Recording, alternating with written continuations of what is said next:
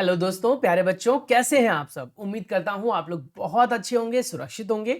मैं कमल कुमार आपका आपके चैनल कॉमेंट क्लासेस में स्वागत करता हूं। तो आज हम स्टार्ट करने वाले हैं क्लास 6 का साइंस चैप्टर नंबर 3 यानी तंतु से वस्त्र तक के सफर के बारे में बात करेंगे। हमने जाना हुआ है, पहले भी समझा हुआ है कि किस तरीके से जो है वो कॉटन का यानी कि जो हमारे कह सकते हो कपास होते हैं उनका उत्पादन किया जाता है और फिर कैसे वहां से लेकर मतलब उनसे धागे बनाए जाते हैं, धागों से फिर कैसे वस्त्र बनते हैं, ये हम आज इस पाठ में समझने वाले हैं। तंतु से लेकर धागों तक का सफर, धागों से लेकर कपड़ों तक का सफर, ये सारा का सारा हम इस चैप्टर में सीखने वाले हैं। हम जानते हैं कि हम विभिन्न प्रकार के वस्त्र पहनते हैं बच्चों, और उन सभी वस्त्रों को बनाने के लिए, पोशाकों को बनाने के लिए कपड़ों की आवश्यकता होती है, और कपड़ों को बनाने के लिए धागों की आवश्यकता होती है, और धागों को बनाने के लिए रेशे या तंतु की आवश्यकता होती है। तो हम तंतु को पहले निकालना सीखेंगे, फिर उसके बाद उससे धागे बनाएंगे। उस प्रक्रिया को क्या कहते हैं, कैसे तैयार होता है, कितना समय लगता है, वस्त्र के लिए जो हम धागे या तंतु बनाते हैं या लाते हैं वो कहाँ कहाँ से हमें मिलता है, कितने प्रकार के होते हैं, ये सब हम इस वीडियो में सीखने वाले हैं। तो चलिए स्टार्ट करते हैं विदाउट फर्दर वेस्टिंग टाइम। तो चैप्टर नंबर है हमारा ये 3rd, यानी पार्ट नंबर है बच्चों हमारा ये 3, जिसमें हम पढ़ने वाले हैं तंतु से वस्त्र तक के सफर के बारे में। और ये बहुत ही सरल सा पाठ है, बहुत ही साधारण सी बातें हम सीखने वाले हैं।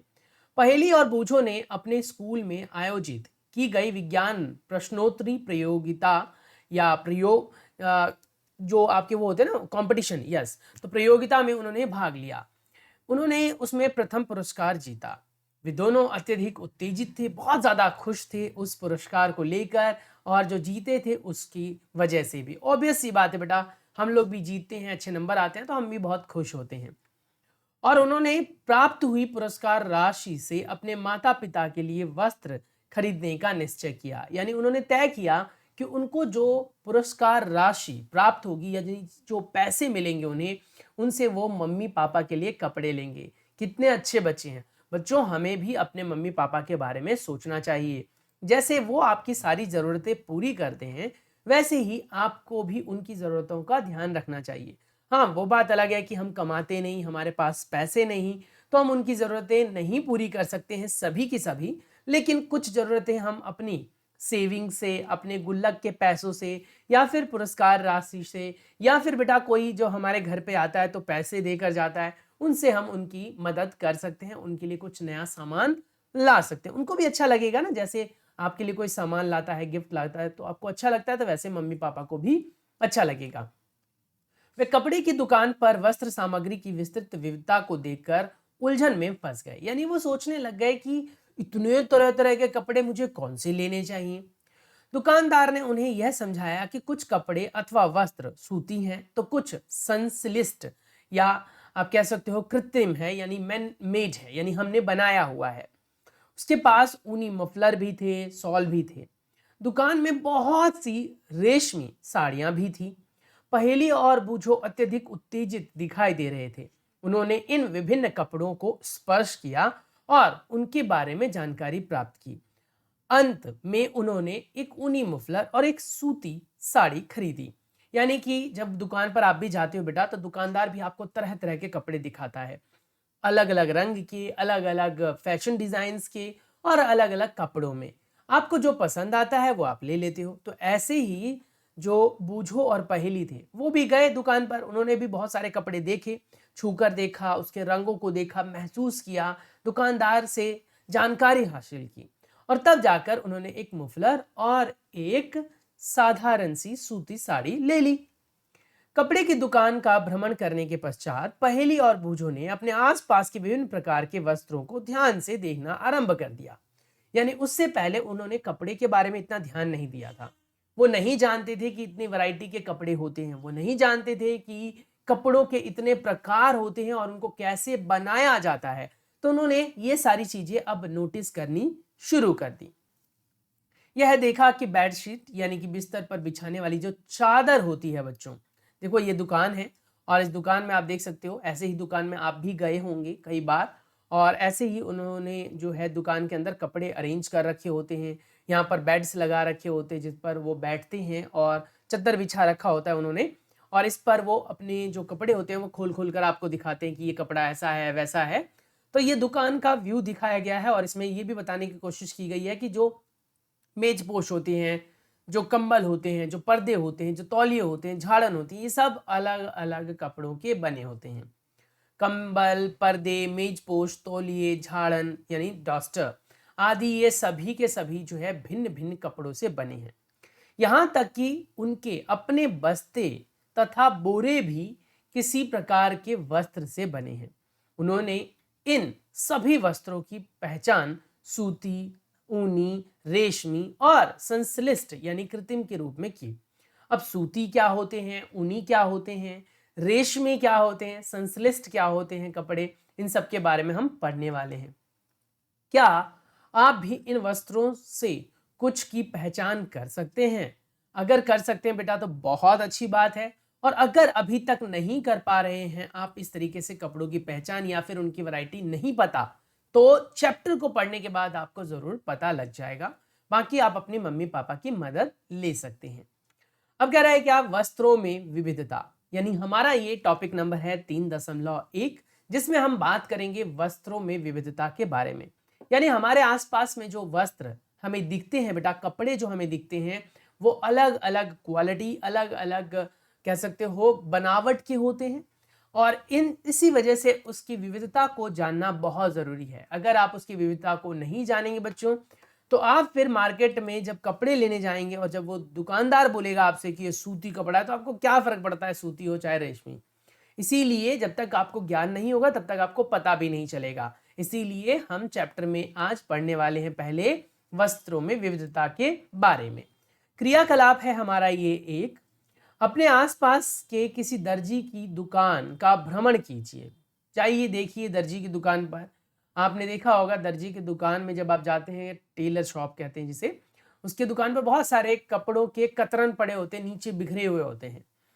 सिलाई के बाद बचे हुए कपड़े को कतरन कहते हैं और उनको आप एकत्रित कीजिए। आप दुकानदार से बोलिए सर मुझे ऐसा है कि थोड़े कपड़े चाहिए अलग अलग, जो कतरन है आपके, जो वेस्ट है वो मुझे दे दीजिए। वो आपको फट से उठाकर दे देगा, क्योंकि उसके वो कोई काम का नहीं होता और आप बस कुछ कपड़े लोगे जानकारी के लिए। कपड़े की प्रत्येक कतरन को स्पर्श करके उसके स्पर्श का अनुभव कीजिए, यानी कपड़ों को छुइए और महसूस करिए कि वो छूने में कैसा है। छूने में चिकना है, खुरदुरा है, सख्त है या मुलायम है। ऐसे दर्जी की सहायता से या उसे उससे पूछकर कुछ कपड़ों पर सूती, रेशमी, ऊनी और संश्लिष्ट के लेबल लगाने का प्रयास कीजिए। यानी अगर आपके दुकानदार मदद करता है, हालांकि आजकल इतना मदद करने वाला कोई मिलेगा नहीं आपको, लेकिन अगर वो मदद कर देता है तो बहुत अच्छी बात है बच्चों, और नहीं मदद करता है बेटा तो कपड़े उससे लेकर आ जाओ, घर पर आओ, मम्मी को दिखाओ। मम्मी या पापा आपकी मदद ज़रूर करेंगे। अगर मम्मी और पापा को भी सभी कपड़ों के बारे में नहीं पता है तो आप अपने पड़ोसी की मदद ले सकते हैं, अपने टीचर की मदद ले सकते हैं।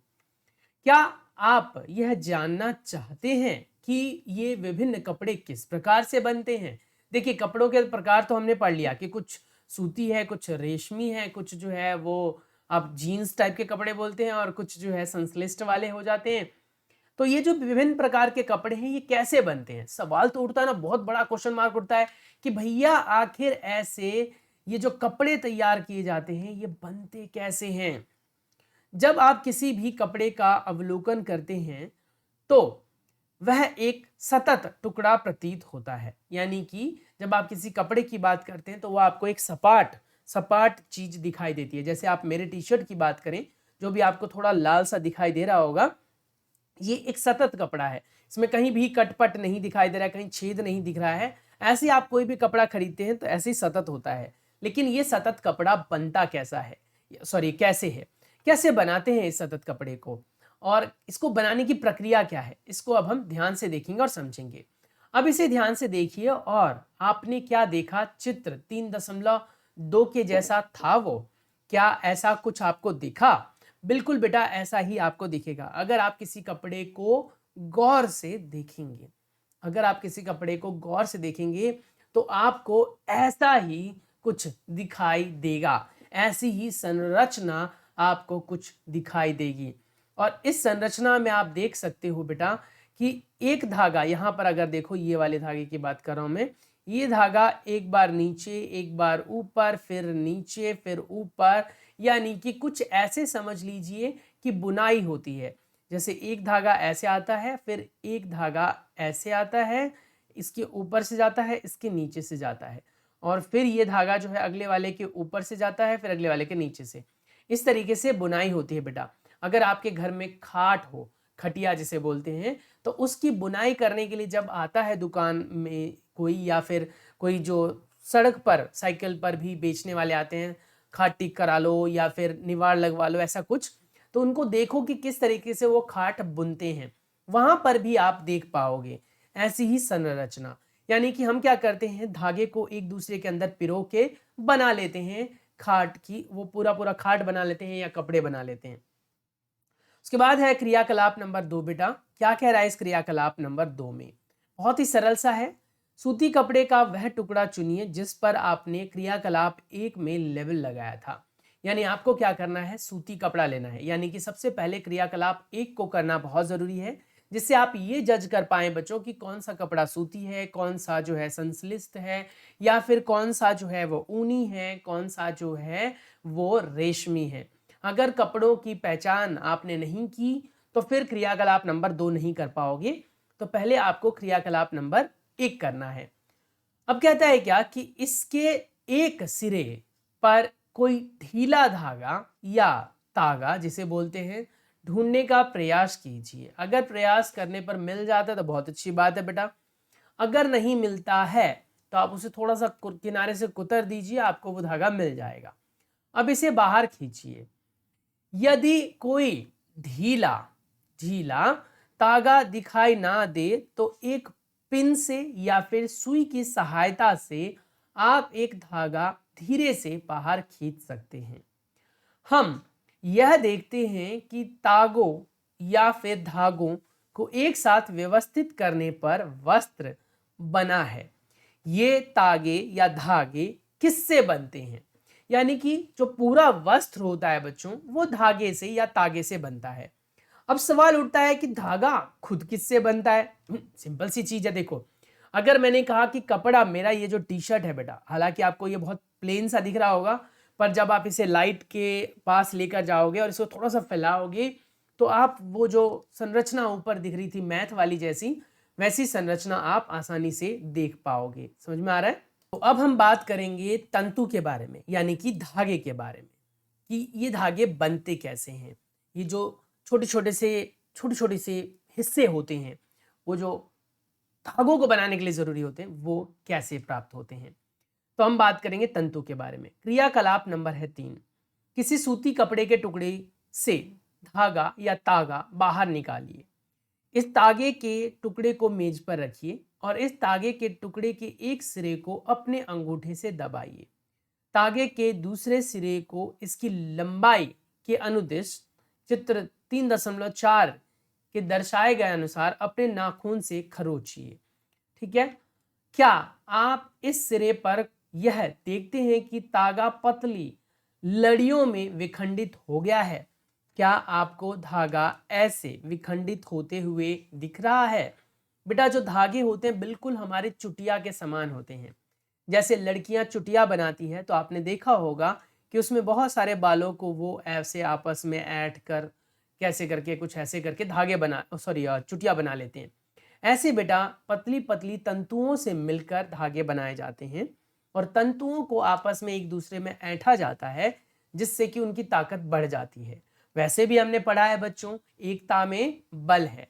तो एकता में बल वाली ये कहानी गलत नहीं है, ये हर चीज पर काम करती है। देखिए, धागे के अंदर अगर हम एक तंतु की बात करें तो बहुत ही कमजोर होता है वो। वही तंतु जब आपस में लिपट जाते हैं तो धागा बन जाता है, मजबूत हो जाता है। वही बहुत सारे धागे जब इकट्ठे आपस में जुड़कर कपड़ा बना लेते हैं तो और भी मजबूत हो जाता है। तो यही वजह है बेटा कि चाहे आप कपड़ों की बात करो, चाहे आप रस्सियों की बात करो, सभी के सभी तंतुओं से ही बने होते हैं। तंतुओं को आपस में लपेटकर कुछ ऐसी संरचना बन जाती जिसे आप धागा या तागा कहते हैं। जब उसे आप ऐसे करके छीलोगे तो आप नोटिस कर पाओगे कि इसमें पतली पतली जो है वो लड़ियां होती हैं जो विखंडित हो जाती हैं। इन्हीं को हम बेटा तंतु कहते हैं। तंतुओं से मिलकर ही धागा बनता है। सुई में तागे को पिरोने का प्रयास करते समय आपने ऐसा ही प्रेक्षण किया होगा। आपकी मम्मा, कभी आपने नोटिस किया हो बेटा कि ओल्ड एज में जाते जाते जब उम्र बढ़ती है तो आंखें जो है कमज़ोर हो जाती हैं, और जब आंखें कमज़ोर होती हैं तो फिर हमें कोई भी चीज़ साफ नहीं दिखती है, यानी कि स्पष्ट नहीं दिखाई देता है। तो आपकी दादियों ने या आपकी मम्मी ने आपको कभी सुई में धागा डालने के लिए दिया हो तो आपने देखा होगा कई बार हम धागा डालने की कोशिश करते हैं पर वो घुसता नहीं है। फिर हम क्या करते हैं, उसमें थोड़ा सा आगे से पानी लगा देते हैं, फिर वो जल्दी घुस जाता है। क्यों? क्योंकि आगे जो धागे में तंतु होते हैं वो फैले हुए होते हैं जो सुई के छेद में उसे जाने से रोकते हैं। आ रहा है समझ में? तो वही कह रहा है क्या कि यही प्रेक्षण आपने वहां पर भी किया होगा। कई बार धागे का यह सिरा कुछ पतली लड़ियों में पृथक हो जाता है। ऐसा हो जाने पर या ऐसा होने पर तागे को सुई के नाके से गुजारने में कठिनाई होती है, यानी घुसाने में दिक्कत होती है। तागे की ये दिखाई देने वाली पतली लड़ियां भी और अधिक पतली लड़ियां से मिलकर बनी होती है जिसे तंतु कहते हैं। यानी हम कह सकते हैं कि तंतु जो है वो किसी भी वस्त्र का सरलतम रूप होता है।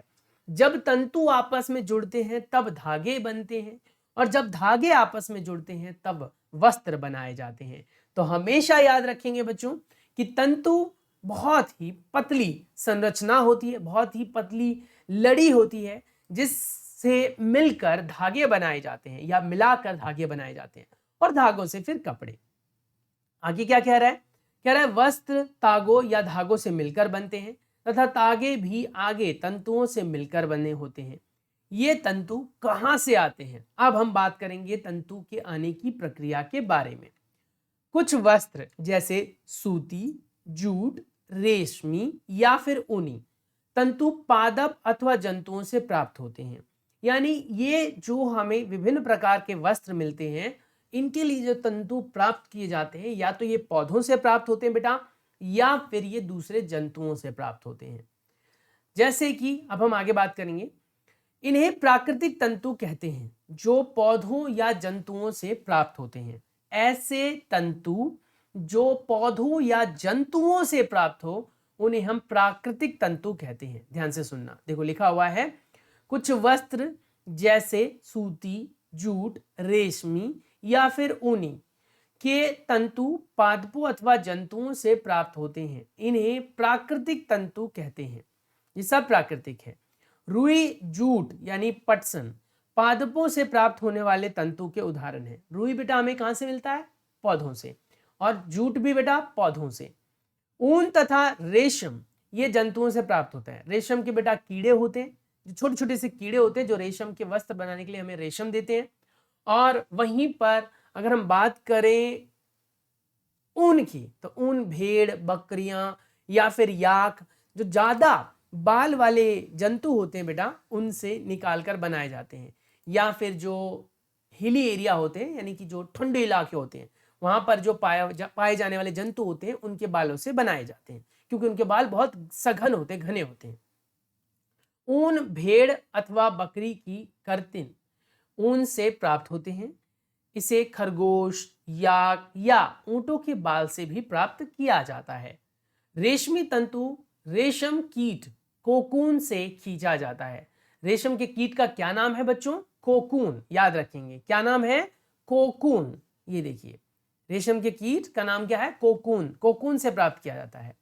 1000 वर्ष तक निर्माण के लिए केवल प्राकृतिक तंतु का ही उपयोग किया जाता था। पिछले लगभग 100 वर्षों से ऐसे रासायनिक पदार्थ जिनका स्रोत पादप अथवा जंतु नहीं है से भी तंतुओं का निर्माण किया जाता है। यानी कि लगभग 100 साल पहले तक और उससे बहुत पहले से जो है तंतुओं का निर्माण किया जाता था। किसके द्वारा? सिर्फ पौधों और जंतुओं के द्वारा। लेकिन अब कैसे किया जाता है? अब वो किया जाता है बेटा किसके द्वारा? संश्लेषित करके, केमिकल के द्वारा, पदार्थ के द्वारा, है ना। इन्हें संश्लिष्ट तंतु कहते हैं। संश्लिष्ट तंतु यानी ऐसे तंतु जो मानव द्वारा निर्मित किए गए हों, उन्हें हम संश्लिष्ट तंतु कहते हैं। दोबारा बताऊं या आ गया समझ में? संश्लिष्ट तंतु ऐसे तंतु को कहा जाता है जो मानव द्वारा निर्मित किए जाते हैं विभिन्न रासायनिकों के प्रयोग से।